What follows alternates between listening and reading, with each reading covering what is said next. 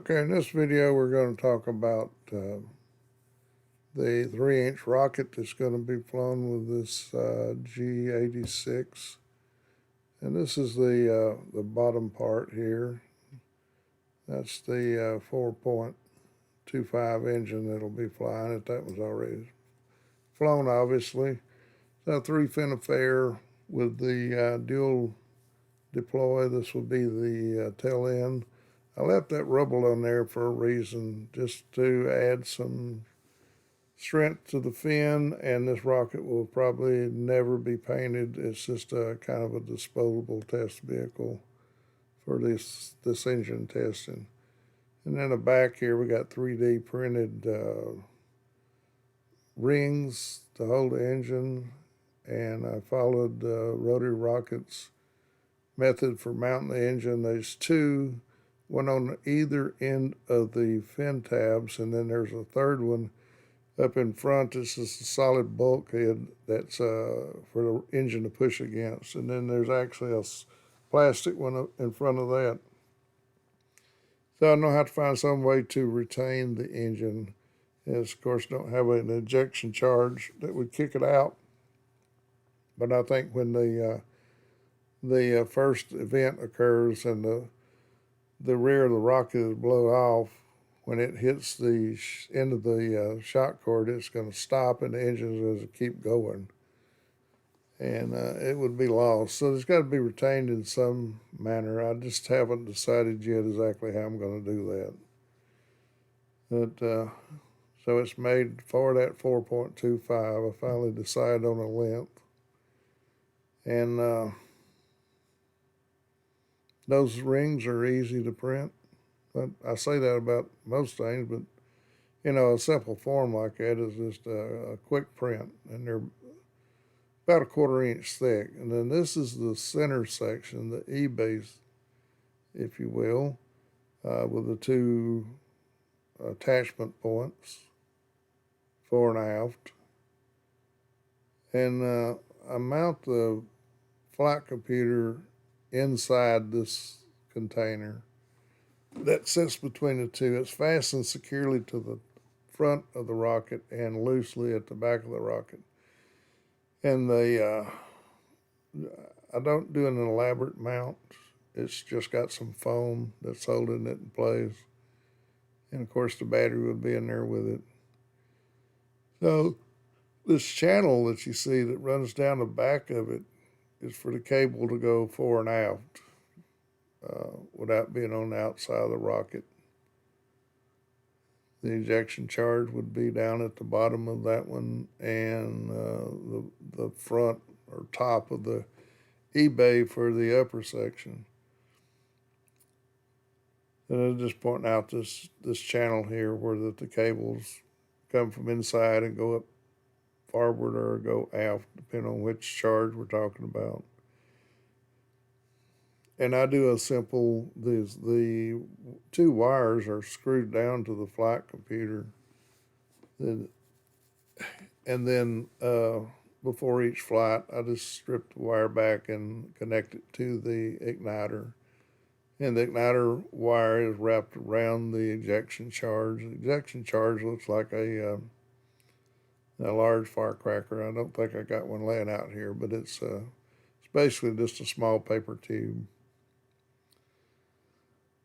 And that's the foam that I would use on the front end, because any external hard forces are going to be arrive at the front, like a lawn dart. It's going to try to go through that bulkhead. And another problem I've had with this middle mount is that if you get an engine fire, if it blows the top bulkhead and you get an engine fire, it's going to destroy everything up through there. And once you get carbon smoke on that flight computer, it's really hard to make it reliable after that point. It's best just to be replaced in that case. And those that area there, if you get carbon in it, you're going to have shorting issues, corrosion issues, and clean it in alcohol, soak it, and dry it, and you may be okay if you get to it quick enough. And that's the same problem with a water landing. If you land in a pond or a lake or a river, and you retrieve the rocket, the water damage is going to be pretty severe to that flight computer. It's just not made to survive that. It would need a external case, waterproof case. So that's the eBay, and when I print it out, it's got a little bitty dot. I think I show it here in a second. That signifies where the center is. So half of it's in the bottom tube, and half of it's in the top tube, and then this is the going to be the upper section. And again, when we go to the halfway mark, it's just two little holes that's printed into the thing at exactly halfway. And this upper part would be secured by 4 screws, and I think I got one laying here. Yeah, there it is. So they're just off camera. But anyway, everybody knows what a screw looks like. They're just panhand 2mm retaining screws, and I put 4 of them in there. And because that's, when you do the rear ejection and the 2 parts are flying down through the air, they got to be securely held or it would rip that right out of the base of it. And it's got to be removable so that you can add the front ejection charge. This is the nose cone that's 3D printed as well. I'm liking this orange fiber. Is really easy to work with. And so these 3D printing, the Purser slicer that I use, Purser slicer, will let you add the text to the item. It's not really designed into the item. It's added just as you slice it, and it allows it to wrap around the print and attach itself. And of course, you can change how high it is or how low, or it can be recessed. It can be a cut in or extended out. Either one. You could put a logo on your nose cone, or your name like that. When if somebody finds it, they can bring it back to you. At least they know who it belongs to. And that bar there is a pretty significant bar. Well, I'd say a very significant bar. It's where the parachute and the upper shock cord attaches. And these are 1010 rail standoffs, and they are obviously 3D printed. The one thing I like about the Purser slicer, you can see the tree support, which is really easy to remove, and it does a good job as far as, supporting the unsupported areas like that ledge at the top of the 1010. And these are fairly loose fitting in the 1010 rail, so there's no friction.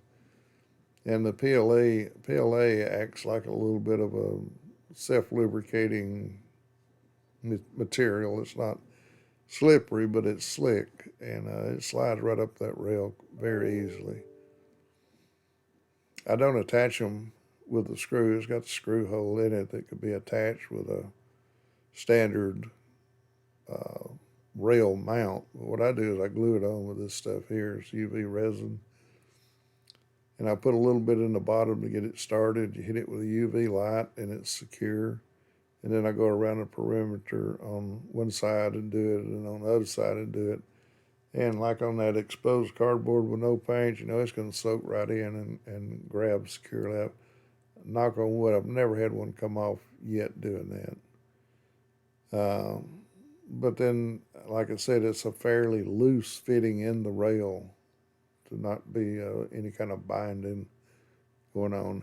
And the good thing about having one on the bottom and one on the top is it's easy. You don't have to worry about aligning them when you're building it. You just pivot the top and the bottom so that they match up correctly. And I also print out a fin guide And I would trace around that thing on the plywood and cut it out with a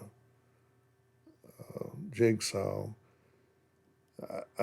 You can print them, but I've had trouble with smaller prints warping in the heat, or if they're stored with another rocket laying on them or something. I've had some that would warp, and it's easy to get the warp out, but it's something I just don't want to have to deal with. And if you go thick enough, like a quarter of an inch on that big a device or that big an item, you're going to use a lot of filament to do it. It's going to be heavy. So the plywood is just such a much better choice for many reasons. It's more durable. Actually paints out better, when you paint and finish one, and you don't have to worry about warping with it. Also, if you got a whole lot of PLA in the rear end of a rocket and it catches on fire, the PLA burns real well. It would even make good rocket fuel, probably in a nitrogen oxide induced liquid rocket. It would make a good 100% printed fuel core. But I'm not planning on, the rocket will not be finished, it not be painted. It's just an old work truck to see how the engines and flight computer work in it. And I know how to experiment a little bit with what size charge to use in that. With the charge being at the very base there, it's going to be a pretty large area to pressurize to pop that parachute out. Well, that wraps it up for this rocket, or this video. Going to fly it here within a week or so when the weather cooperates, and it obviously gets finished building. I'll have it finished out within a day or so. And then I'm going to test the 4-inch engine, see what the power band is on it, and I'll fly the 4.25. So the project's coming along, and I'll definitely do some videos of it when it flies. So I appreciate y'all looking at my dribble, and have a good one, and I'll see you on the next video.